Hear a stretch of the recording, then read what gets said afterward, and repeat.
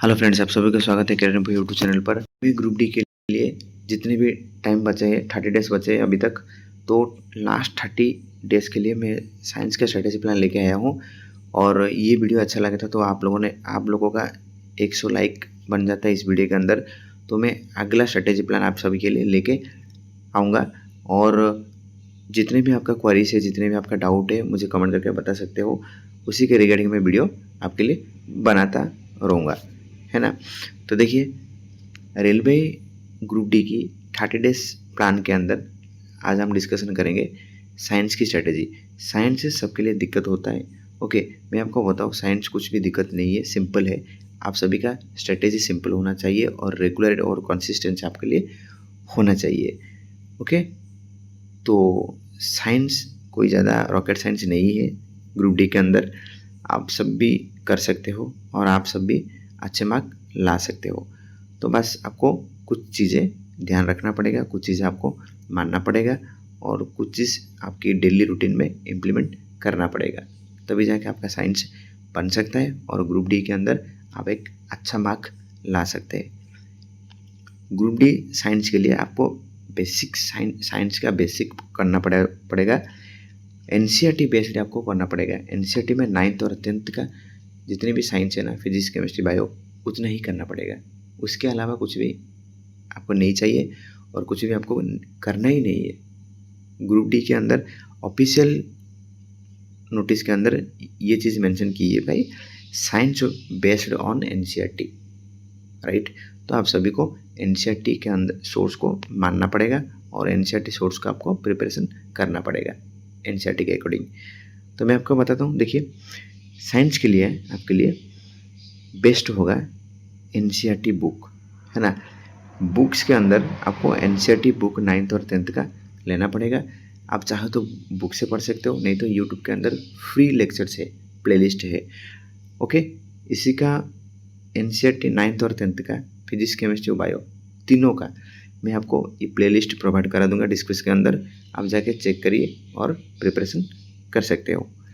और दूसरा, जिन बच्चों को पढ़ने के लिए अच्छा है वो लूसेंट भी ले सकता है। जिन लोगों का साइंस थोड़ी कॉन्सेप्ट क्लैरिटी है, बस रिवीजन की बाकी है, तो आप लूसेंट ले सकते हो।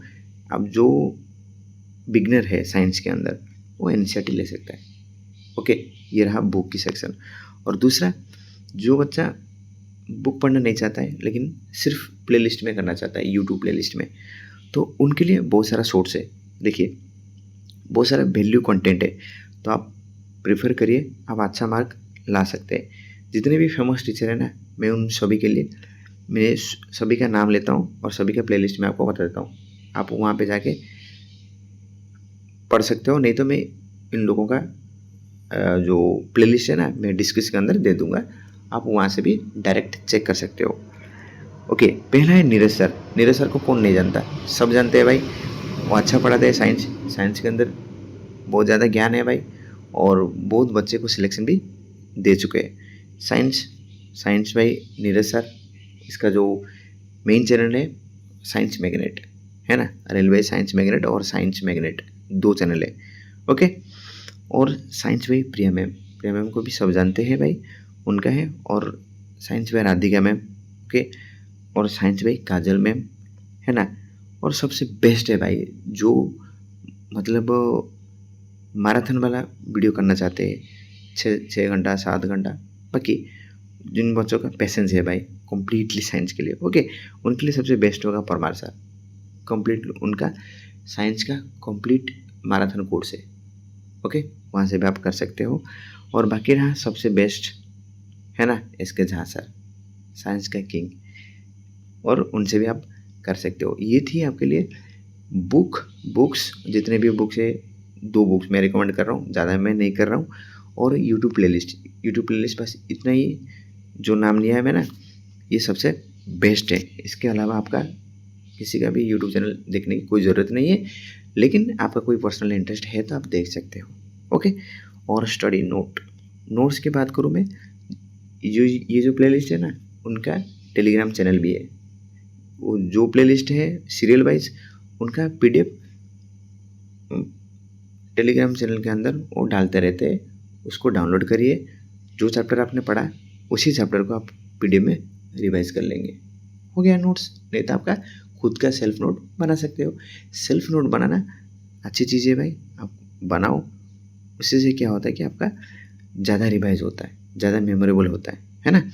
तो सेल्फ नोट बनाइए और क्लास नोट, क्लास करते करते आपका सेल्फ नोट बन जाना चाहिए।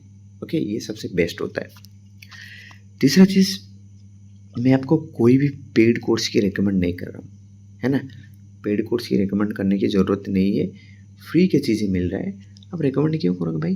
पेड कोर्स क्यों लेना है? लेना है तो आपका मर्जी है, आप ले सकते हो, है ना। चलिए, और साइंस की वेटेज की बात करें, फिजिक्स, केमिस्ट्री, बायो और एनवायरमेंटल साइंस जो ईवीएस बोलते हैं। फिजिक्स के अंदर 7 से 8, केमिस्ट्री के अंदर 7 से 8 और बायो में 7 से 8। ओके, और बाकी जहाँ ईवीएस 1 से 2 क्वेश्चन। ओके, इसी वेटेज के अंदर साइंस रेलवे में पूछता है और इसको ध्यान में रखिए कि इसी के अकॉर्डिंग आपको टाइम डिस्ट्रीब्यूशन करना है और पढ़ना है भाई। लास्ट में देखिए, लास्ट में फिजिक्स, बायो और केमिस्ट्री तीनों का मैंने इम्पोर्टेंट चैप्टर से लिया है। ये चैप्टर आपको तो करनी है ना, कंपलसरी है भाई, क्योंकि इस चैप्टर के बिना आप अच्छे मार्क नहीं ला पाएंगे कि एग्जाम का सिलेक्शन भी नहीं होगा। ओके, साइंस से पढ़ रही हो तो ये चैप्टर आपको करना पड़ेगा। फिजिक्स के अंदर आप दे सकते हो unit and measurement, motion, force, gravitation, fluid and mechanic, आपका work, energy, power, reflection, refraction, है ना, और ह्यूमन आई, साउंड, आपका इलेक्ट्रिसिटी, ओके, मैग्नेटिक और heat and temperature and thermodynamic, है ना। ये फिजिक्स के अंदर ये सारे इंपॉर्टेंट चैप्टर से आपको ये कंप्लीट करना पड़ेगा, इतना ही करना पड़ेगा। ओके, ये कर लोगे तो आपका अच्छा खासा मार्क आएगा। और बायो के अंदर, बायो थोड़ी बड़ी चैप्टर है। ओके, बायो के अंदर ये इंपॉर्टेंट चैप्टर्स है भाई।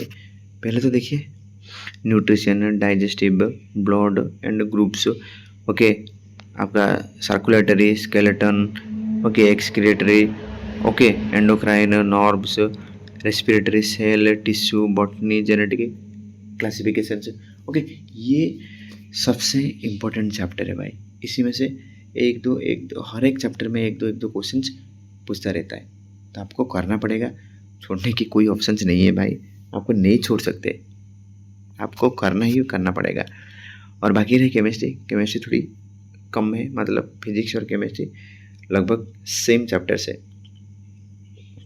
मान के चलो तो matters, atom, molecules, chemical reaction, classification of elements, okay, metal, non metal, acid, base, salt, okay, आपका carbon and its compound, daily life chemistry, है ना।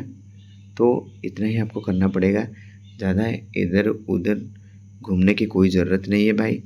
आपके पास टाइम भी नहीं है, आपको अच्छे तरह से प्रिपरेशन करना है। ओके, मिनिमम सोर्स आपको रखना पड़ेगा और मिनिमम सोर्स के अंदर आपको बार बार रिवीजन करना पड़ेगा। विदाउट रिवीजन आप एग्ज़ाम कभी भी क्लियर नहीं कर सकते हो भाई। और आपको लास्ट में ये चीज़ मैं आपको बताऊँ कि भाई मॉक टेस्ट आपको देना है। Okay, mock test is very important, क्योंकि मॉक टेस्ट के अंदर आपको एग्ज़ाम की फील देता है और एग्ज़ाम की मतलब हैबिट देता है ना। डायरेक्ट आप प्रिपरेशन करोगे, डायरेक्ट जाके एग्ज़ाम में बैठोगे तो आपका कॉन्फिडेंस थोड़ा लो हो जाएगा। ओके, धड़कन दुक दुक करेगा। तो आपको मॉक टेस्ट के अंदर आपको प्रैक्टिस करना है, मॉक टेस्ट बार बार देना है। और क्या बोलो, कुछ नहीं भाई, इतना ही करना पड़ेगा। आपको भटकना है, भटकते रहिए भाई। जिन बच्चे को सिलेक्शन लेना है वो मिनिमम स्ट्रैटेजी और मिनिमम सोर्स के अंदर प्रिपरेशन बार बार रिवीजन करके वो प्रिपरेशन ले जाएगा, आप देखते जाओगे।